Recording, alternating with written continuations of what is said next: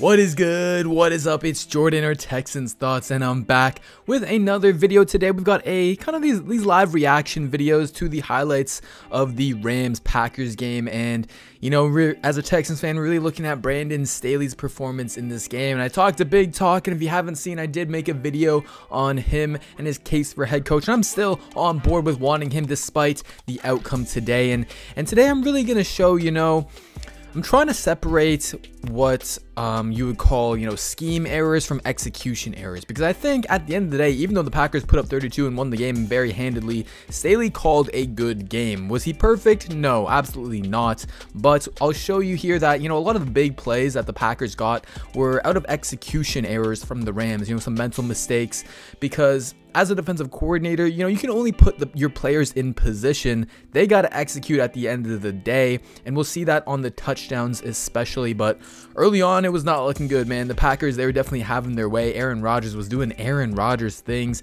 extending the plays, finding guys. But on this first drive, I do believe they locked down in the red zone here. Good play by 51.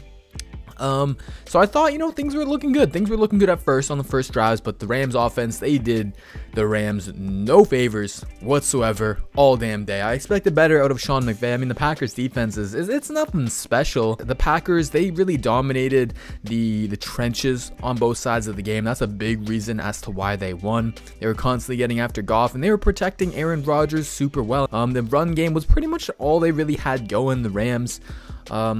Cam Akers, you know, he's a great running back. This was huge. This was a huge penalty here because it looked like they were about to get that first. It looked like it was. Now they got to settle for 3. And they lose some momentum there, absolutely. But the Packers, you know, the theme of the day was that they were just able to run it down the Rams' throats. And that's what Staley's defense, you know, they kind of invite the run. That's what I've been talking about. They're going to load up for the pass. They're going to have light boxes, and they're going to let you run and try and contain it. And they weren't able to contain it today. Definitely the Packers' offensive line, like I said, they were just beating up on the Rams' defense. And also, you know, the Rams defenders, a lot of the times, like, they'd be in position to make a tackle like we just saw right there, but Aaron Jones, Jamal Williams, A.J. Dillon, they kept on adding on yards after contact. It seemed like they wanted it more, man. And here is our first execution error on the touchdown. First touchdown of the day. And you're going to see Ramsey, he's mad there, right? He is very mad. So down in the red zone is where Jalen Ramsey, he is going to follow Davante Adams wherever he goes. But on this play call, when he motions back this way, they're trying to get 33. 33 is the guy who's supposed to take Davante Adams as he motions back over here, and then Ramsey's supposed to take whoever comes over to this side. So that's why you're going to see here, it's supposed to be 33.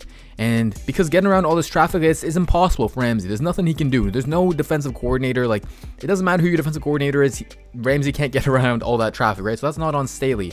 But it was supposed to be pre-communicated that these two guys are going to switch. You can even see he's starting to go this way, but then he hesitates and takes this wide receiver instead. And it's that split second of hesitation where he should have gotten Adams, Ramsey should have gotten 83, and that would have locked it down. And that's why you can see Ramsey turns back and he is pissed. He is livid. That is what I'm talking about, an execution error, a mental mistake.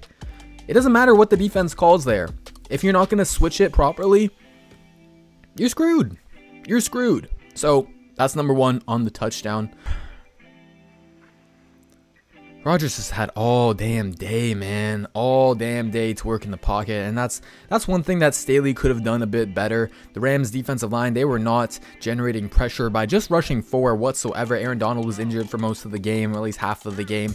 And they really don't have anyone else out there. They don't have the talent. That's what I've been saying. Your scheme can be so good, but at the end of the day, talent is going to win out if it's a big difference like this. And here is your second execution error down in the red zone that led to a touchdown.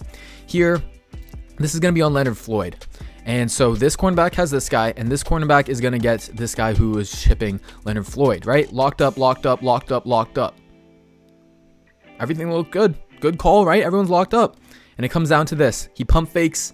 He gets them. You cannot bite right there. You have to trust that these guys are going to do their job. You do your job and get the quarterback.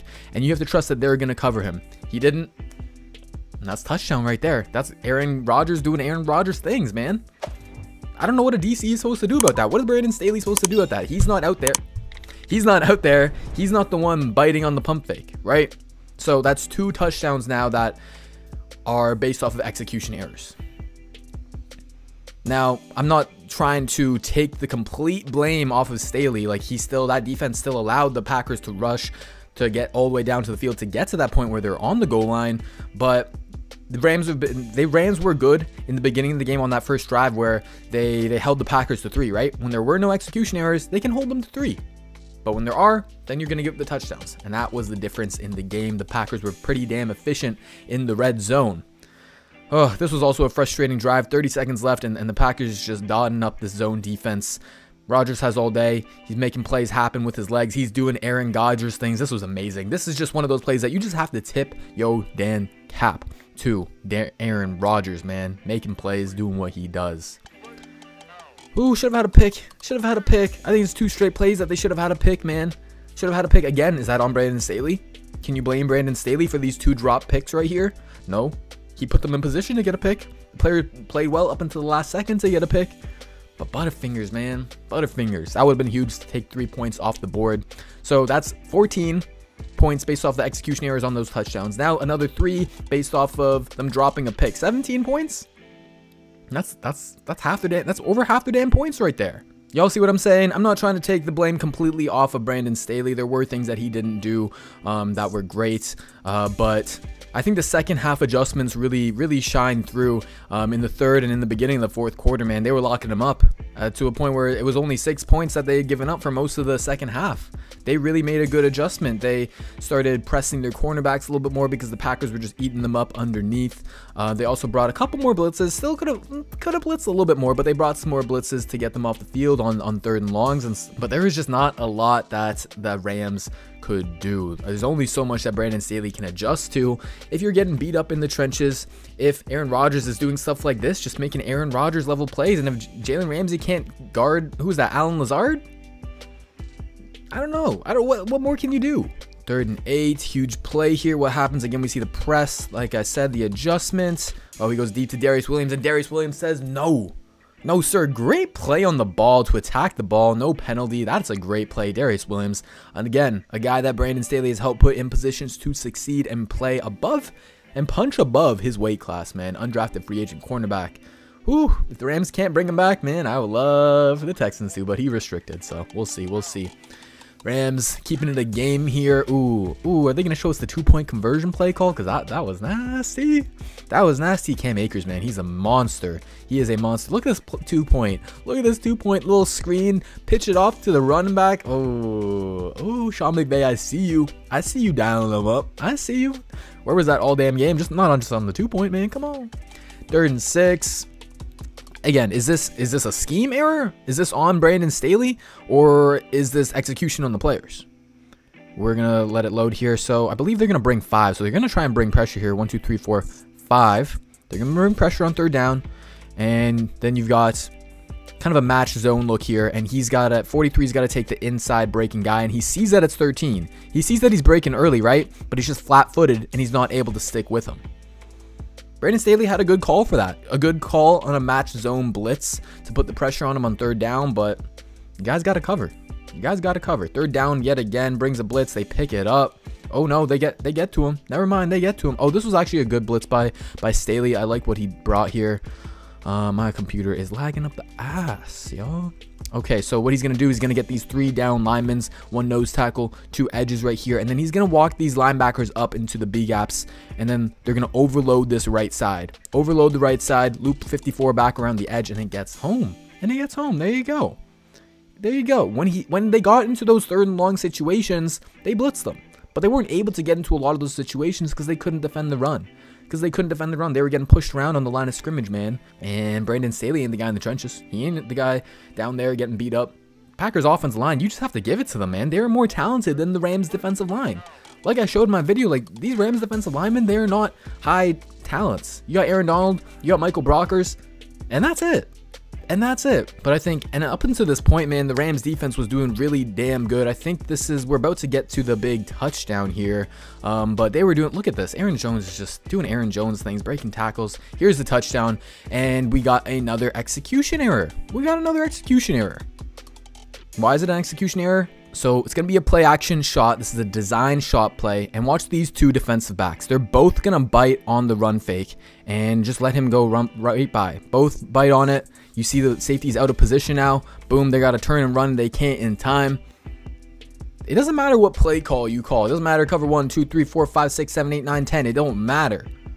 If both your DBs are going to bite on that play action, you're kind of fucked. You're kind of fucked. So another execution error, and the Rams have been good at defending the deep ball all damn year. That's what they do, and that's kind of my takeaway from this is, no, it was not the best game by the Rams. No, they were not. But you can't just look at this one game and ignore all the rest of the season of success that they've had in the playoff game that they had versus the Seahawks as well, right? This Packers are the #1 offense in the league. And they had a week off to prepare for this game. They came out with a great game plan. They were the more talented team, and they were the more disciplined team. They didn't make the errors that the Rams defense did, the execution errors that led to the touchdowns. At the end of the day, that's what it was. The Packers offense just played better. They just did. There's only so much that Brandon Staley could have done today, man. There really is. So, you know, overall, I'd probably give him maybe a 7.5, an 8 out of 10. Was he perfect? Absolutely not. There were some things he could have done better, I will admit it. But for a rookie defensive coordinator in his second playoff game ever, I'll take it, man. I will take it. They held the Packers to their average on the year. I mean, what more can you really ask for? But that's going to do it for the video. Hope you enjoyed. Hit the like button, comment, subscribe, all that good stuff. And now, Brandon Staley is available to be interviewed. So, you know, in my opinion, it's a bit of a win-win situation. You know, we saw some good out of Staley, and now we get him in the building, get him into an interview. Hopefully Deshaun Watson falls in love with him. I think he will, and Nick Caserio, because Brandon Staley is a killer with these interviews, man. He killed it with Sean McVay, and I'm sure he'll kill it yet again. Please, man, Texans, if Deshaun loves him, hire this guy, Brandon Staley. But everyone, take care, come back for more, and remember that the film don't lie.